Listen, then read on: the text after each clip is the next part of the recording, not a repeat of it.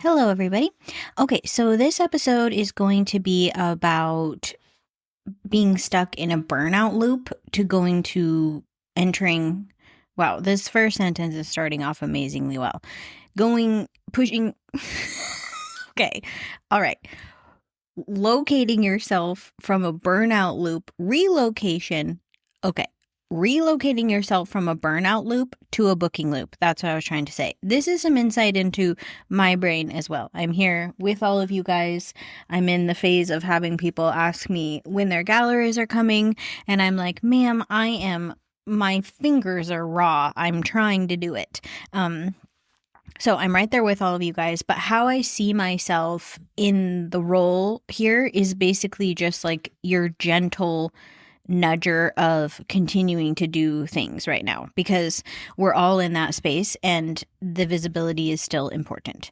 So we're going to talk about some ideas to help you reframe it. So the burnout loop looks like this. You're overbooked or you're underbooked because people think that burnout can only be caused by overbooking yourself, but it can also be caused by not booking enough and then feeling like completely burned out on thinking about the fact that you're not booked enough. Those are both very destructive mindsets because what happens in the marketing world, they're destructive through multiple lenses, but through the marketing lens is because you just go quiet. And then you start to panic and then you post something. And then because you've been quiet, it doesn't hit. And then you go back into burnout. So both of those people, the burnout person who's overworked and the burned out person who's underseen and underbooked, those two people are they swing back around the circle to almost feeling the same. So, and obviously, like the underbooked person may have even more of a panic because there's an income loss there. So then you think like, oh, well, that person, when there's an income loss and they're not booking, that's when they should market. Well, yes, but that's the hardest place to market from. It's like trying to run a marathon when you haven't eaten in 2 days. It's just really hard. And then what can happen is you get a booking and you kind of rejuvenate yourself, or on the other side of the spectrum, you get ahead with editing and you rejuvenate yourself. And then instead of having a system in place, you go to like a dopamine hit sort of activity to fuel that feeling of euphoria, whether it be I got ahead or I got a booking. And then none of this is actually leading to any positive visibility on the marketing side.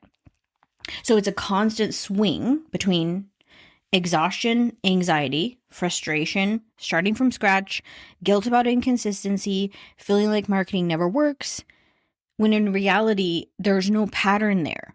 So there's nothing to cling on to. There's no substance. So the goal is to get substance. We don't want to treat marketing like a short-term sort of sales push of bookings, and instead switch it to thinking about it as like a ongoing rhythm so that you don't need a built-in recovery phase. You just keep going because it's part of a pattern. And the system can't rely on your energy and mental stability. It can't, because this job is full of valleys and mountains. Like, that's just the nature of it.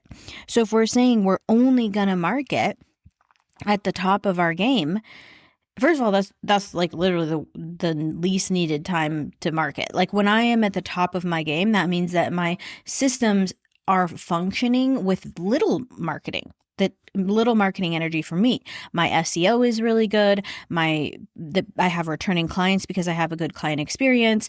I have systems in place that can help people book easily and build trust with me without me talking to them. That's not the time that I need to market. So that's kind of where people get really stuck. So what happens when you're overwhelmed because of overbooking or overwhelmed because of underbooking? You disappear and then your audience kind of cools off. And then because majority of us are relying on social media, as a side note, in the marketing membership, we had a call yesterday and I was just telling them all how what I want all of them to become is marketers who are not reliant on social media if they don't want to be. I try to be a realist about like where we're heading and what the truth is, because I listen to a lot of marketing podcasts, and I listen to, there's a couple photographers who have built up a social media following via a couple viral videos. And so they sort of like teach on how all you need to do, that's always like a huge red flag for me, all you need to do on social media. But at the end of the day, all we really need to do is not have all of our baskets in one social media platform. And if I were to go around and interview a random 100 family photographers in the world, the chances are that the majority of them have most of their marketing in the Instagram basket. And my goal is to get the people who work with me out of that loop and into strategic marketing that is based on seasonal drops of what you're offering and marketing specifically around those, and marketing via email list and other ways, because I'm honestly a little bit worried about, side note, I working with seniors has really opened my eyes. So this is how my brain works. I'm always thinking 5 years ahead. So when I'm working with a senior and I'm noticing like how they utilize social media, first of all, a lot of them use social media. Like Instagram is not at all the way that you or I used Instagram 5 years ago. They barely post on there. It's a stories. It's like basically like a stories app. So the issue there is that the marketing that they could do for you promotion wise is fleeting. Most of the imagery that they share of themselves, every newer generation, has no staying power in terms of if you were relying on families sharing their images for you to gain brand visibility. So I zoom ahead 5 years, and now that senior is going to be graduating college, and then a few years after that, they may be in a position to become a client of mine or yours. Maybe they're going to get pregnant or have a baby. And so what I'm thinking about is how can we start now to build systems that will support visibility no matter what a social media algorithm is doing or how user behavior reacts. And that way we can have a system that's foundational and structural to just visibility in whatever is going on. That would be the goal. Okay, so then back to this. When you disappear and your audience cools off and the algorithm goes away and then trust fades, what's really hard then? Getting back on the horse, because you're just like, the messaging that your brain is sending to its own self is that you suck. That's like the thing. So each restart feels harder because you come back on to Instagram. Not that most of you ever went off Instagram. You may be quiet on your own marketing, but you're probably heavy in the comparison scroll. Well, now you're really overthinking it because you're like, oh, all these people are marketing. And the amount of photographers, I just want to say this, who are triggered by editing lists. This is just a side note. And this is what I want, like a mindset shift that I want you guys to this is a statement that may hit some of you. If you are concerned about another photographer's editing list, you need to mute that person because they are in your head, whether or not you want to admit it or not. Their editing list and their busyness level and what they're doing has nothing to do with you and is nothing to do with your business at all. But the amount of people that are hyper focused on especially other local photographers and their level of busyness and how that somehow translates into some sort of self-worth statement for you means you need to go heavy on the mute button. Like, I do not need to see, even though I've worked so hard on my mindset and I feel like I'm very secure in what I do. When I'm overwhelmed and feeling at all nervous or frustrated, the last thing I need to be inundated with is the perceived success of my quote unquote competitors. The human brain does not process that well. So heavy on the mute. If you have any sort of negative feeling about another local photographer posting her editing list, I'm sorry, but it's a you thing. Let them. What are you going to try to stop them from doing that? Let them do that. That may be their system. They may communicate with clients that way. They have trained their clientele to look at their stories to see where they fall in the editing list, and that's all it's about for them. And it may not even be about showcasing their busyness or whatever. It's basically just a bullhorn message to let people know Here's where I am in this editing list. So that's just a side note. I've seen that so many times in Facebook groups and on social media, photographers complaining about that specific thing. Mute everyone if you have those thoughts. It literally is not about them. It's about you. Just get in your own lane. That's just a little thing we got to be aware of, how much energy the perceived success of other local photographers is taking from our own building of marketing systems that promote our own visibility. Just be really careful with that. So one thing I want to talk about is energy. So you don't have to have 100% energy to stay visible. I think a lot of you are still relying on motivation. Motivation will not carry you through. You need systems. You need habits. You need something that keeps you findable and relatable even when you're exhausted, even when you're burnt out. And I'm not someone who's saying oh, you're burnt out, you better keep posting or you're going to fail. That's not what I'm talking about. I'm talking about this sort of, I guess it is sort of a panicky, motherly feeling that I feel right now, where I see a lot of you silent and I worry about the future you looking back and being like, man, I wish I would have just put a few systems in place and gotten some visibility to utilize this time of many eyes on my business. That's where my brain comes through, not forcing you through overwhelm to continue to be visible, but just how can you not let this time that's sort of unique go to waste? Even if it's something really small. In the marketing membership, a couple of what I do in the calls in there is I try to review some of the marketing ideas I send out every single Sunday night. I send out a whole bunch of marketing ideas. There's real ideas. They're based around education and inspiration, and they're categories like that. And then I have actual trends that are going on if anyone wants to dip into them and ideas about how we could repurpose them to be photography related. So then in the call the next morning on Monday, I talk about which ones of those are most important. So in that call, what I talked about was this is a perfect time if you're totally stuck to just start recapping your 2025, because you will naturally talk about every season that you did and you can pull people into that. Recapping, if you're talking about how to best utilize the visibility that you have, recapping 2025 and talking about how excited you are for 2026 and things you're going to implement and things you're going to change or things you're going to stay the same is a way better use of your time than showcasing the fall shoot that you shot yesterday. Because unless you have openings for that exact location, it doesn't make sense for you to be sharing that right now. So if you're looking for something to do, just get your mind in the process of creating a series that's all about right now recapping 2024. What you learned. It could be what I learned and what I want to do different. It could be how locations I used and locations I want to try. It could be your aspirations. It could be the things you're doing differently in 2025 to help families feel more connected, to help families feel more prepared. That is the type of marketing that can be on social media, on a blog post, or out to your email list that is going to be such a better use of your marketing energy than just continuing to showcase fall sessions that you don't have any more openings for, or the leaves have now changed and it looks like a poop field. We just got to keep these things in mind.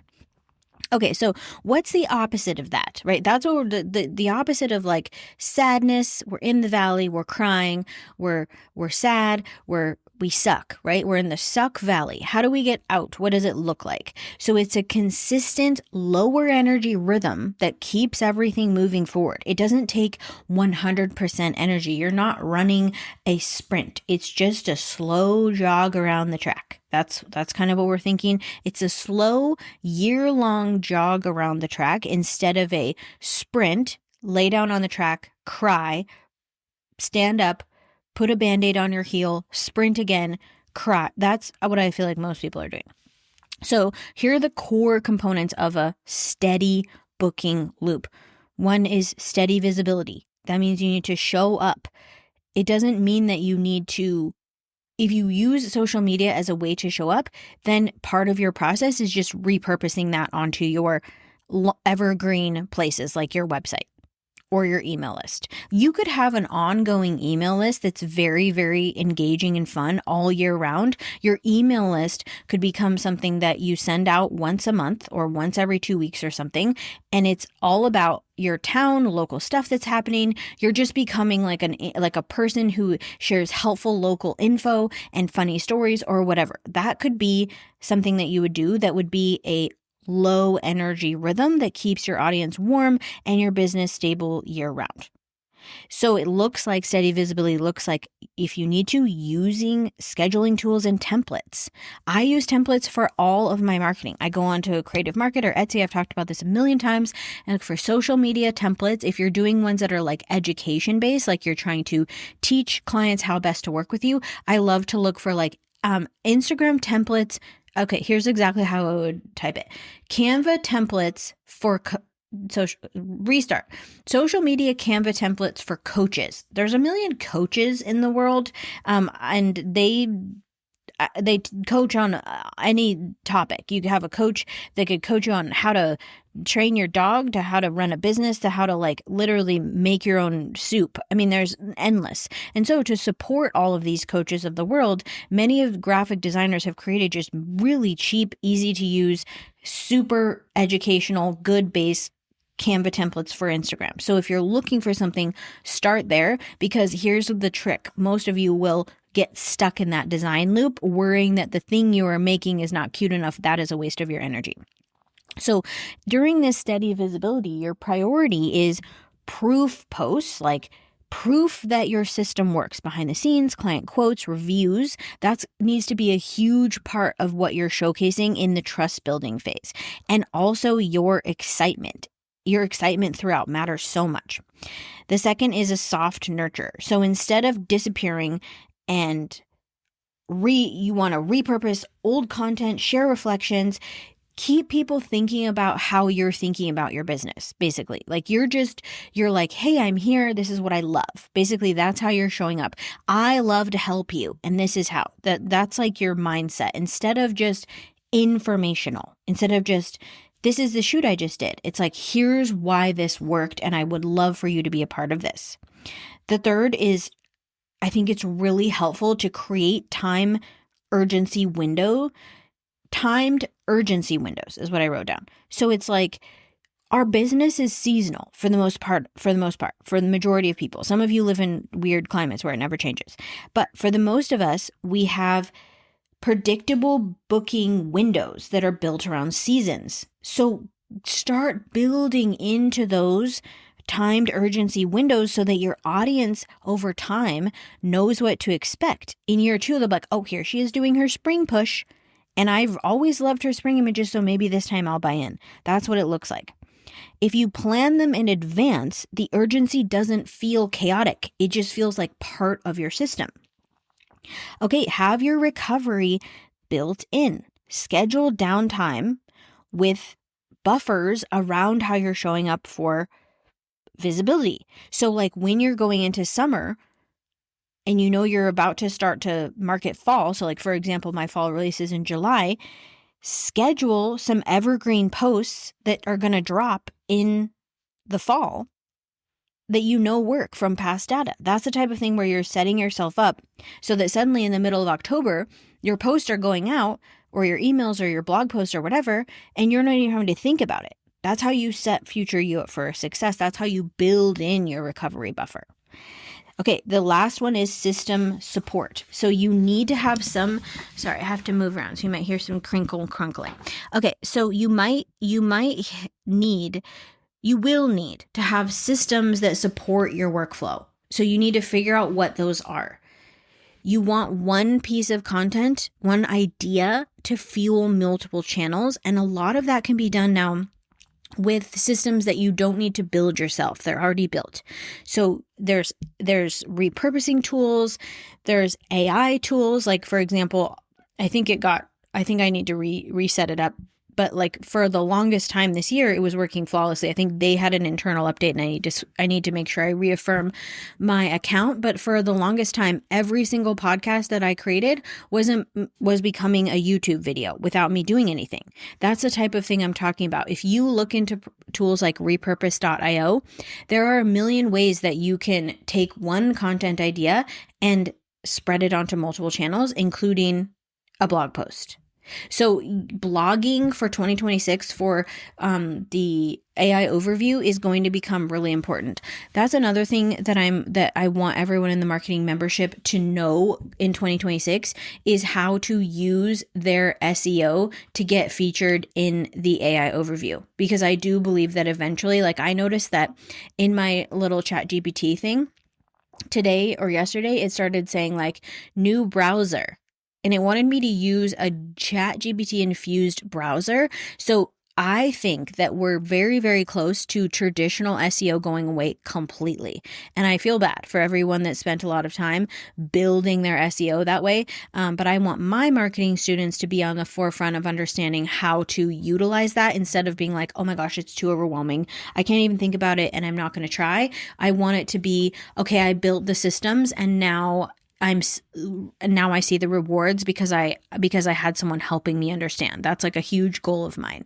So you need those support systems unless you're going to have like an intern or something. And speaking of that, for 2026, I'm also going to encourage everyone who's running a full-time business, meaning like you are running this and it's providing a full-time income for you, which generally means that you have a lot going on, to utilize local intern programs in your city, because they exist. And I think they're really important. And I think it'd be really helpful, especially for teenage girls, having teenage girls myself, to have something on their resume that's like marketing intern. And that is exactly what you can provide. I want us all to step into the place of being like, these are functional, real businesses and really operate them that way. Okay, so what does the action plan look like? So audit what you're doing now. When was your last visible post? I remember I sometimes I'll call people out when they message me and they're like, "Can you help me? I'm marketing all the time and I'm not." And then I go back and I'm like, "Ma'am, it is October 15th and you did one post in September. I see no updated blogs and I don't see anywhere. You tell me that you can't book your fall minis." This was like a conversation I had. Very kind. I'm always very nice, but like I do want to be truthful. They're like, "Oh, I can't book my fall minis. Do you have any advice?" And I look, and one, there's nothing on their feed about the fall minis. I go to the website. There's nothing on the website about the fall minis. I'm like, how are people finding out about these? You need to honestly audit your current visibility. A lot of it is happening in your head. You're like thinking about marketing, or you're marketing in your stories, and you're completely invisible unless someone's clicking into your stories on your blog. And majority of these people, when I ask, are not doing an email list, and they're not running ads, because I can also look at someone's Facebook page and I can look at their ad library. So I can see a lot, and I see that not a lot is happening, yet this person feels like they are drowning in marketing, because it's happening in their head. So you need to have an honest audit of what is actually going on.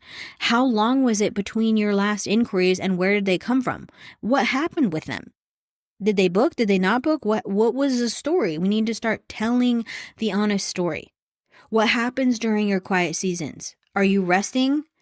Are you still visible? Are you burned out? Are you overwhelmed? Like, we need to take stock of this and be truthful about what it is. So then you need to define your marketing minimum visibility. Like, what's 3 things that you can do even when you're tired? Write that down and make sure you stick to it. Like, it's like going to do anything. You probably don't want to do it, whatever it is, unless it's the most fun thing in the world, but you still do it. There's lots of things that become non-negotiable for you. You still take your kid to school or make sure they get up in the morning if you're a mom. But there's a high chance you don't want to do that. It takes so much energy to get my children out of bed in the morning. I'm like, go in there. My youngest is so funny. She's like, "I need an alarm clock." I'm like, okay. So I get her an alarm clock. It's just blaring in her room. I'm like, how do you sleep through that? It's driving me crazy. So I go in there. I'm like, hi, trying to be like nice. Cause I remember being woken up harshly sometimes when I was like, not by any, just like, I'd be like woken up and it would be like, feel like I was rushed, and I just felt frustrated. So I was like trying to avoid that. So I'm like trying to be silly and sweet. I'm like, "Hey, wake up, wake up." And then I see her eye open. So I'm like, "Okay, you're up." Like, ah. And so none of that do I want to do every morning. But if I don't wake them up and get them to school, they won't go to school. And then that has its own long-term repercussions. It's the same with marketing. So batch out your energy. take either 15 minutes a day or 45 minutes one day and take the next day off. Figure out where you can really spend some time and then set future you up for success. Like at this point in the year, like I said in last week's episode, you should be really taking stock of how this year felt and thinking about, let's say March 2025, what was going on then? What were you doing?